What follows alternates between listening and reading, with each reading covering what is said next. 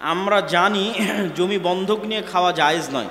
এখন কথা হলো, যারা জমি বন্ধক নিয়ে খায় তাদেরকে বললে তারা বলে টাকা ফিরিয়ে নেওয়ার সময় কিছু টাকা জমির খাজনা বাবদ কম নিলে নাকি জায়েজ হয়ে যায়। জমি বন্ধক এক প্রকার সুদ। কি সিস্টেমের সুদ আমি বলি। আপনি আমাকে বললেন যে আব্দুল্লাহ ভাই, আমার এই জমি আপনি আবাদ করেন, আপনি আমাকে 50,000 টাকা দেন। যতদিন আমি 50,000 টাকা আপনাকে পরিশোধ করতে না পারছি ততদিন আপনি এই জমি ভোগ করবেন। আর ইসলাম এটাকে দেখবে কিভাবে? ইসলাম এটাকে দেখবে, আমি একটু ঘুরিয়ে বলি তাহলে আপনার কাছে ক্লিয়ার হবে। ইসলাম এটাকে দেখবে এইভাবে, ভাই আমার 50,000 টাকা কর্জ দরকার, ঠিক আছে আমি তোমাকে 50,000 টাকা কর্জ দিব, তবে আমার একটু সুদ লাগবে। কি সুদ লাগবে? এই 50,000 টাকা পরিশোধ না করা পর্যন্ত আমি তোমার জমির আবাদ খেতে চাই। এই যে আমি 50,000 টাকা পরিশোধ না করা পর্যন্ত তোমার জমির আবাদ খেতে চাই, এটা 50,000 টাকা লোন দেওয়ার বিনিময়ে আমি সুদ ভক্ষণ করতেছি।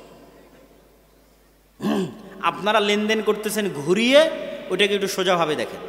আপনারা লেনদেন করতেছেন ঘুরিয়ে, কি ভাই আমার জমি তোমার কাছে থাকলো, আমাকে একটু 50,000 টাকা দাও না, ওইভাবে আপনি করতেছেন। কিন্তু আসলে কি ঘটতেছে? আসলে ঘটতেছে ভাই 50,000 টাকা কর্জ নেব, তাহলে ঠিক আছে আমি তোকে 50,000 টাকা কর্জ দিব, কিন্তু আমার সুদ দরকার।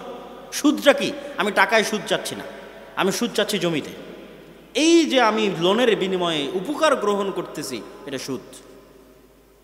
তাহলে জায়েজ কোনটা? আপনি আপনার জমি ভাড়া দিতে পারেন। ভাড়া নির্ধারিত, সময় নির্ধারিত। ভাড়া নির্ধারিত, সময় নির্ধারিত। লিজ দেওয়া, সময় নির্ধারিত, ভাড়া নির্ধারিত। বা আমার জমি তোমাকে দিলাম, তুমি আমার জমি ব্যবহার করতে পারো, প্রতি বছরে আমাকে এত টাকা দেবে। 5 বছরের জন্য আমি তোমাকে লিজ দিলাম, প্রতি বছর সমান 1 লক্ষ টাকা, হালাল, 100 বার হালাল। ভাড়া নির্ধারিত, সময় নির্ধারিত। মুরব্বীরা নাতনির সাথে, যুবকেরা ভাবির সাথে হাসি ঠাট্টা করে, এতে করে জেনার গুনাহ হয়, অবশ্যই হয়। এটা আমাদের সমাজের একটা ব্যাড কালচার, অপসংস্কৃতি। আমি একটা জমি নিব, আমি জমির মালিককে মোটা অঙ্কের টাকা দিব সিকিউরিটি হিসেবে। বছরে যদি 3টা ফসল হয়, প্রত্যেক ফসলে জমির ভাড়া বাবদ জমির মালিককে বিঘা প্রতি 4-5 হাজার টাকা করে দিব প্রত্যেক ফসলে। আমি একটা জমি নিব, আমি জমির মালিককে মোটা অঙ্কের টাকা দেবো সিকিউরিটি হিসেবে। বছরে যদি 3টা ফসল হয়, প্রত্যেক ফসলে জমির ভাড়া বাবদ সিকিউরিটি হিসেবে টাকা দিবেন, আবার ভাড়া বাবদ দিবেন। যিনি প্রশ্ন করেছেন উনি পার্সোনালি দেখা করেন, স্পষ্ট নয়। যারা সালাত আদায় করে না তাদের কি জানাজা পড়া যাবে? যারা সালাত আদায় করে না তাদের জানাজা বড় মানুষ, আলেম মানুষ, আল্লাহওয়ালা মানুষ, নেতৃস্থানীয় মানুষ পড়বে না। স্বাভাবিক মুসলমানেরা সালাত পড়ে দাফন কাফন করে দিবে।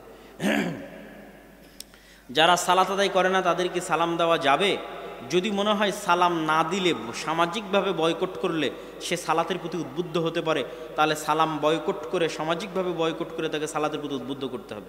আর যদি মনে হয় না এটা কোনো কার্যকরী হবে না, তাহলে স্বাভাবিকভাবে সালাম দিতে থাকতে হবে, আর পরামর্শের মাধ্যমে, চেষ্টার মাধ্যমে হেদায়েত করার চেষ্টা করতে হবে। আমাদের থানা বা জেলার মধ্যে আল জামিয়া সালাফিয়ার একটি শাখা চাই, মাশাআল্লাহ।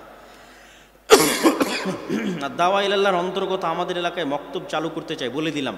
মক্তব চালু করার সহজ বুদ্ধি, তোমরা যাদের সাথে আমাদের অফিসে কথা বলে আজকে আমরা এখানে আসছি, সেই অফিসে কথা বলে পরবর্তী ট্রেনিংয়ে তোমাদের ইমামদের পাঠিয়ে দাও।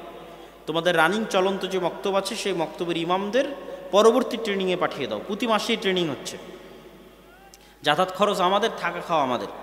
শায়েখ, আমার প্রশ্নটা হলো গাজওয়াতুল হিন্দ বলতে কি বোঝায়?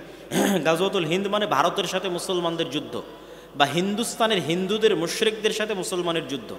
গাজওয়াতুল হিন্দ আগেও হয়ে থাকতে পারে, ভবিষ্যতেও হতে পারে, এটা অস্বাভাবিক কিছু নয়। গাজওয়াতুল হিন্দের কথা হাদিসে আছে। অতীতেও গাজওয়াতুল হিন্দ হতে পারে, কেন অতীতেও এই ভারতে হিন্দু মুশরিকরা বসবাস করতো, মুসলমানেরা বহু যুদ্ধে লিপ্ত হয়েছে। মাহমুদুল হাসান গাজনবী থেকে শুরু করে অসংখ্য মুসলমান ভারতে যুদ্ধ করেছে। ভাই বোনের জমি ভাগ করার বিষয়ে কিছু বলেন। যেভাবে আল্লাহ বলেছে ওইভাবে ন্যায়ের সাথে সমানভাবে বন্টন করে দিতে হবে আল্লাহর আদেশ অনুযায়ী, না হলে মুনাফিক। এবং সে সালাত আদায় করলেও মুনাফিক, হজ করলেও মুনাফিক, তাহাজ্জুদ গুজার হলেও মুনাফিক। পান, জর্দা, বিড়ি, গুল, সিগারেটের ব্যবসা কি হারাম? এটা আবার জিজ্ঞেস করে কেউ? মুসলমান হলে এটা জিজ্ঞেস করার কথা না। আমাদের এই দিকে অনেকে সিয়াম রাখে কিন্তু দাড়ি চাচ্ছে, তাদের বিষয়ে কিছু বলবেন। কখনোই মানুষের আর একটা আমল দিয়ে আর একটা সৎ আমলকে কটাক্ষ করবেন না। সিয়াম রাখে ভালো কথা, এটার জন্য দাড়িকে নিয়ে এটাকে কটাক্ষ করার দরকার নাই। সালাত আদায় করে ভালো কথা, দাড়িকে নিয়ে এটাকে কটাক্ষ করার দরকার নেই। আপনি আলাদাভাবে তাকে দাড়ির জন্য দাওয়াত দেন, কিন্তু দাড়ি রাখে না এই জন্য তার সালাত তার সিয়ামকে কটাক্ষ করবেন না, তার দাওয়াতি কাজকে কটাক্ষ করবেন না। কে আল্লাহর কাছে প্রিয় তা আল্লাহ সুবহানাহু ওয়া তাআলা ভালো জানে। মানুষ আমলের জোর দিয়ে জান্নাতে যাবে না, আল্লাহর দয়ায় জান্নাতে যাবে। সবাই বৈঠক শেষে দোয়া পড়ি, সুবহানাকা আল্লাহুম্মা ওয়া বিহামদিকা আশহাদু আল্লা ইলাহা ইল্লা আনতা আস্তাগফিরুকা ওয়া আতুবু ইলাইক। আসসালামু আলাইকুম ওয়া রাহমাতুল্লাহি ওয়া বারাকাতুহু।